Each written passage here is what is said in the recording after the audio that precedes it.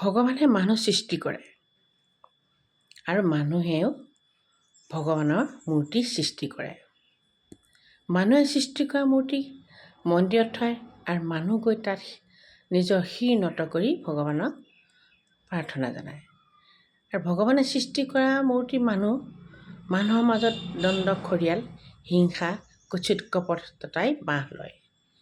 গতিকে মানুহে যদি বুজে যে ভগৱানে সৃষ্টি কৰা আমি মানুহবিলাক আমিওতো আমাৰ নিজৰ সংস্কাৰ আৰু ব্যৱহাৰ ভালে ৰাখিব লাগে, তেতিয়াহ'লে হয়তো সংসাৰত বেয়া একো কথাই নাথাকিলেহেঁতেন। পিতৃ মাতৃয়ে হ'ল আমাৰ আচল ভগৱান। আমি যদি পিতৃ মাতৃক সেৱা শুশ্ৰূষা কৰিব পাৰোঁ, তেওঁলোকৰ চকুত চকু পানী নোলোৱাকৈ যদি ৰাখিব পাৰোঁ, তেওঁলোকৰ শিক্ষা সংস্কাৰ যদি আমি গ্ৰহণ কৰি চলিব পাৰোঁ, নিশ্চয় আমাৰ জীৱনবোৰ সুন্দৰ হৈ পৰিব।